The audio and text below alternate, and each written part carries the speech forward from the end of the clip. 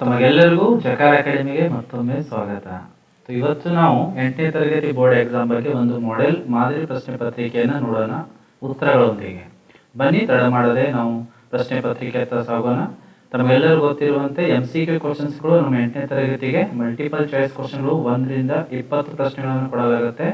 सो यहाँ पर बहुत सारे प्रश्न दिए गए हैं. बनी ಒಂದೊಂದಾಗಿ ಅದನ್ನ ಅಭ್ಯಾಸವನ್ನ ಮಾಡೋಣ. ಪ್ರಶ್ನೆ 1 है, प्रसन्न का समानार्थक शब्द है. ಆಪ್ಷನ್ಗಳನ್ನು 4 ಆಪ್ಷನ್ಗಳನ್ನು ಕೊಡಲಾಗಿದೆ. दुखी, क्रोध, खुश, नाराज. तो इसका उत्तर होगा खुश. ಎರಡನೇ ಪ್ರಶ್ನೆ, पंडित शब्द का अन्य लिंग रूप है. ಇಲ್ಲಿನೂ ಕೂಡ 4 ಆಪ್ಷನ್ಗಳನ್ನು ಕೊಡಲಾಗಿದೆ. ಇಲ್ಲಿ ಸರಿಯಾಗಿರುವಂತಹ ಉತ್ತರ ಬಿ पंडिताई. डिब्बा शब्द का अन्य वचन रूप है. ಇಲ್ಲಿನೂ ಕೂಡ 4 ಆಪ್ಷನ್ಗಳನ್ನು ಕೊಡಲಾಗಿದೆ. ಇದರ ಸರಿಯಾಗಿರುವಂತಹ ಉತ್ತರ ಸಿ डिब्बे. रमेश पाठशाला जा रहा है. रेखांकित शब्द व्याकरण की दृष्टि से.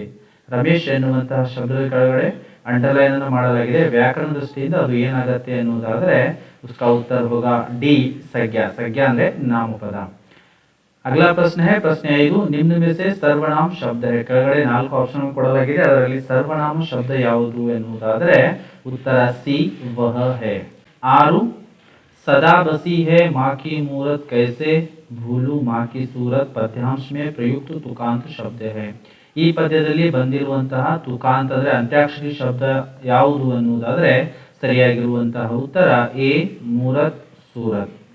प्रश्न 7, पढ़ना शब्द का प्रथम प्रेरणार्थक क्रिया रूप है. पढ़ना ಎನ್ನುವಂತಹ ಶಬ್ದದ ಪ್ರಥಮ ಪ್ರೇರಣಾರ್ಥಕ ಕ್ರಿಯಾ ರೂಪ ಏನು ಅಂದ್ರೆ ಅದರ ಸರಿಯಾಗಿರುವಂತಹ ಉತ್ತರ ಡಿ पढ़ाना है.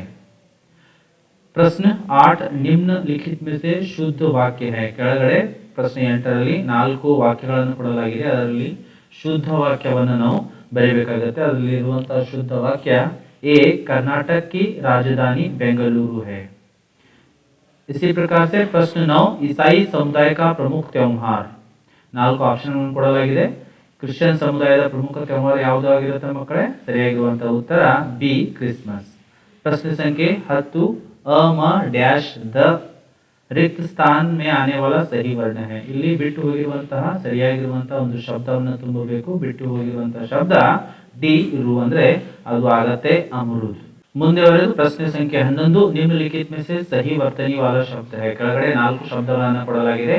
ಅದರಲ್ಲಿ ಸರಿಯಾಗಿರುವಂತಹ ಶುದ್ಧ ರೂಪದಲ್ಲಿ ಇರುವಂತಹ ಶಬ್ದವನ್ನು ಆಯ್ಕೆ ಮಾಡಬೇಕು. ಅದರಲ್ಲಿ ಶುದ್ಧವಾಗಿರುವಂತಹ ಶಬ್ದ ಎ ಶಿಕ್ಷಕ.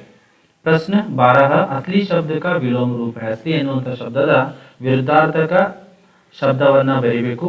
4 ಆಪ್ಷನ್ ಅನ್ನು ಕೊಡಲಾಗಿದೆ. ಅದರಲ್ಲಿ असली ಎನ್ನುವಂತದ್ದಕ್ಕೆ ವಿರುದ್ಧಾರ್ಥಕ ಶಬ್ದ ಸಿ ನಕಲಿ. प्रश्न 13, उल्लू बनाना मुहावरे का अर्थ है. ಅದರ ಅರ್ಥವನ್ನ ಬರೆಯಬೇಕು. 4 ಆಪ್ಷನ್ ಕೊಡಲಾಗಿದೆ. ಅದರಲ್ಲಿ ಸರಿಯಾಗಿರುವಂತಹ ಉತ್ತರ ಬಿ मूर्ख बनाना. प्रश्न 14, निम्नलिखित में से जातिवाचक संज्ञा शब्द है. 4 ಶಬ್ದಗಳನ್ನು ಕೊಡಲಾಗಿದೆ. ಅದರಲ್ಲಿ ಜಾತಿವಾಚಕ ನಾಮಪದವನ್ನು ಬರೆಯಬೇಕು. ಅದರಲ್ಲಿ ಸರಿಯಾಗಿರುವಂತಹ ಉತ್ತರ ಎ पक्षी है. प्रश्न 15ರಲ್ಲಿ दूध और दही में कैल्शियम के अंश होते हैं. दूध और दही में कैल्शियम के अंश होते हैं. वाक्य का कन्नड़ में अनुवाद है. ಇದನ್ನ ಕನ್ನಡದಲ್ಲಿ ಅನುವಾದ ಮಾಡಬೇಕು. ಸೋ ಸರಿಯಾಗಿರುವಂತಹ ಉತ್ತರ ಮಕ್ಕಳೇ ಎ ಹಾಲು ಮತ್ತು ಮಜ್ಜಿಗೆಯಲ್ಲಿ ಕ್ಯಾಲ್ಸಿಯಂ ಅಂಶ ಇರುತ್ತದೆ. ಪ್ರಶ್ನೆ 16, ಚಿತ್ರ देखकर उचित शब्द से वाक्य पूर्ण कीजिए. ಇಲ್ಲಿ ಚಿತ್ರವನ್ನ ಕೊಡಲಾಗಿದೆ. ಆ ಚಿತ್ರವನ್ನು ನೋಡಿ ಕೆಳಗೆ ಕೊಟ್ಟಿರುವಂತಹ ವಾಕ್ಯವನ್ನು ನಾವು ಪೂರ್ಣ ಮಾಡಬೇಕು. सो पर्यावरण रक्षा के लिए डैश आवश्यक है. सो ಇಲ್ಲಿ ಕೊಟ್ಟಿರುವಂತಹ ಚಿತ್ರ ಗಿಡದಾಗಿದೆ. सो ಅಲ್ಲಿ ಉತ್ತರ ಆಗುತ್ತೆ ಎ पेड़ है. इसी प्रकार से प्रश्न 17, पुलिस ने चोर को पकड़ा. वाक्य में प्रयुक्त कारक है. पुलिस ने ಅನ್ನೋದು ಕೆಳಗಡೆ ಇಲ್ಲಿ ಅಂಡರ್ಲೈನ್ ಬರಬೇಕು. ನೆ ಎನ್ನುವಂಥದ್ದು ಯಾವ ಒಂದು ವಿಭಕ್ತಿ ಪ್ರತ್ಯಯ ಚಿಹ್ನೆ ಎನ್ನುವುದಾದರೆ ಅದರ ಸರಿಯಾಗಿರುವಂತಹ ಉತ್ತರ ಎ कर्ता. प्रश्न 18, जीवन के लिए अनिवार्य है. ಜೀವನಕ್ಕೆ ಏನು ಅನಿವಾರ್ಯ? ಇದು ಪಠ್ಯ ಪುಸ್ತಕದಿಂದ ಬಂದಿರುವಂತಹ ಪ್ರಶ್ನೆ. 4 ಆಪ್ಷನ್ ಕೊಡಲಾಗಿದೆ. ಅದರಲ್ಲಿ ಸರಿಯಾಗಿರುವಂತಹ ಉತ್ತರ ಡಿ पानी है. प्रश्न 19, माता, माँ, पिता, जननी. इनमें से बेमेल शब्द है. ಇಲ್ಲಿ 4 ಶಬ್ದಗಳನ್ನು ಕೊಡಲಾಗಿದೆ. ಇದರಲ್ಲಿ ಗುಂಪಿಗೆ ಸೇರದ ಪದವನ್ನು ತೆಗಿಬೇಕು.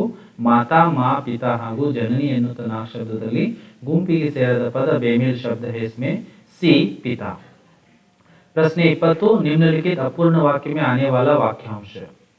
ಇಲ್ಲಿ ಕೊಟ್ಟಿರುವಂತಹ ಒಂದು ವಾಕ್ಯವನ್ನ ಅಪೂರ್ಣ ವಾಕ್ಯ ಕೊಟ್ಟಿದ್ದಾರೆ. ಕೆಳಗೆ ಕೊಟ್ಟಿರುವಂತಹ ಆಪ್ಷನ್ಗಳಲ್ಲಿನ ಒಂದು ಸರಿಯಾಗಿರುವಂತಹ ವಾಕ್ಯವನ್ನು ಜೋಡಿಸಿ ಅದನ್ನು ಪೂರ್ಣ ವಾಕ್ಯದಲ್ಲಿ ಬರೀಬೇಕು. ಬಚ್ಚೆ ಮೈದಾನ್ ಮೇ ಡ್ಯಾಶ್ ಡ್ಯಾಶ್ ಡ್ಯಾಶ್, ಅಲ್ಲಿ ಸರಿಯಾಗಿರುವಂತಹ ಉತ್ತರ बच्चे मैदान में खेल रहे हैं ಎನ್ನುವಂತ ಆಪ್ಷನ್ ಬಿ ಆಗುತ್ತೆ ಮಕ್ಕಳೇ.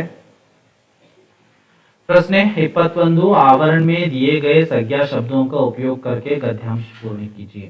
ಇಲ್ಲಿ ಕೆಳಗಡೆ ಆವರಣದಲ್ಲಿ ಒಂದು 4-5 ಶಬ್ದಗಳನ್ನು ಕೊಡಲಾಗಿದೆ, ಅದನ್ನ ಬಳಸಿಕೊಂಡು ಕೆಳಗೆ ಕೊಟ್ಟಿರುವಂತಹ ಈ ಗದ್ಯಾಂಶವನ್ನು ನಾವು ಮಕ್ಕಳೇ पूर्ण ಮಾಡಬೇಕು. एक डैश थी, वह प्रतिदिन डैश और डैश पर बैठकर पढ़ाई करती थी, उसे डैश पढ़ना अच्छा लगता था, इसी कारण से वह अपनी कक्षा में प्रथम थी. ಅದರ ಉತ್ತರವನ್ನು ನೋಡೋಣ ಮಕ್ಕಳೇ. उसका उत्तर है एक लड़की थी, वह प्रतिदिन मेज और कुर्सी पर बैठकर पढ़ाई करती थी, उसे पुस्तक पढ़ना अच्छा लगता था, इसी कारण से वह अपनी कक्षा में प्रथम थी.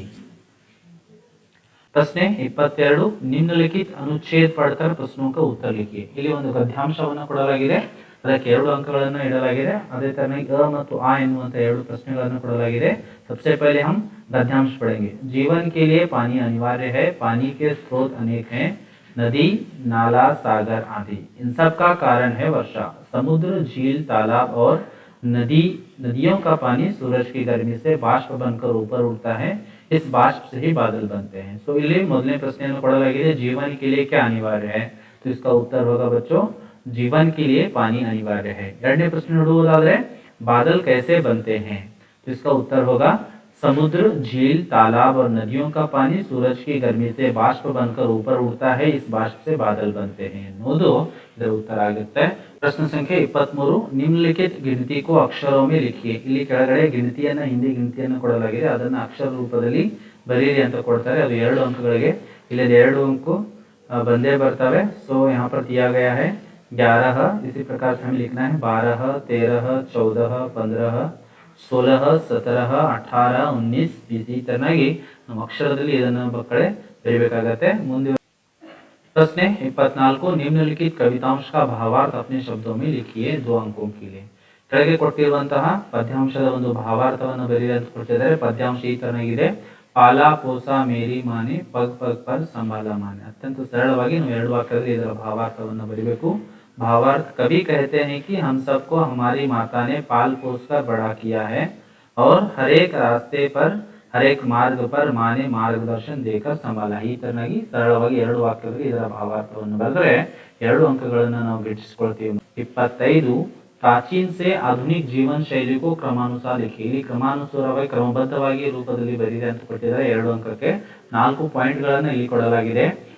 ಅದು ಹಿಂದೆ ಮುಂದಿದ್ದಾವೆ, ಅದನ್ನು ಕ್ರಮಬದ್ಧ ರೂಪದಲ್ಲಿ ಬರೆಯಬೇಕು. ಮೊದಲು ಆ ಅಂಶಗಳನ್ನು ಗಮನಿಸೋಣ. लोग टेलीफोन से बात करते थे, मोबाइल के द्वारा वीडियो संदेश भेजा जा सकता है, महाराजा कबूतरों के द्वारा संदेश भेजते थे, लोग चिट्ठियां लिखते थे.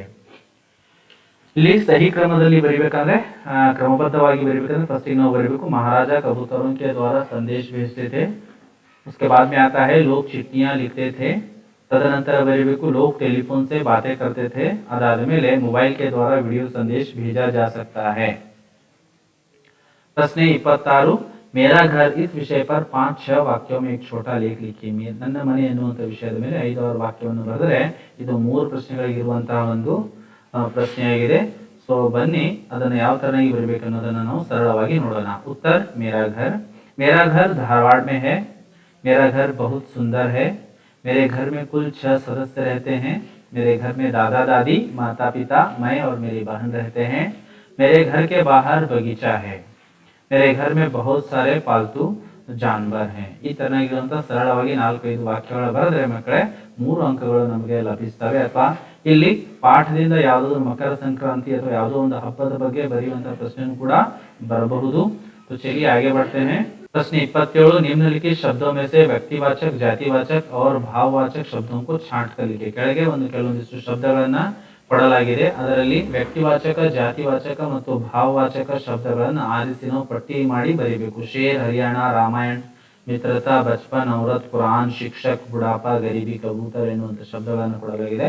ಬನ್ನಿ ಮಕ್ಕಳೇ ಅದರ ಪಟ್ಟಿಯನ್ನ ಮಾಡೋಣ.